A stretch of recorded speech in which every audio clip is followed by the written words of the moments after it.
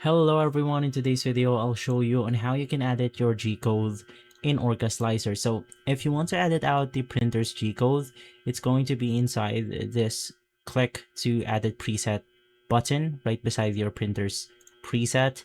And then we have the machine G-code, and you could just edit whatever you want onto this option right here.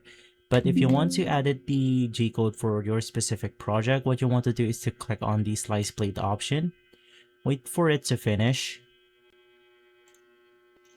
And basically right after, there will be this drop down menu that will allow us to select the export G-code file. So you just want to confirm it, place it in a way that you will be able to spot it easily. In my case, I'm going to be placing it inside my documents and naming it a unique way. Let's click on OK.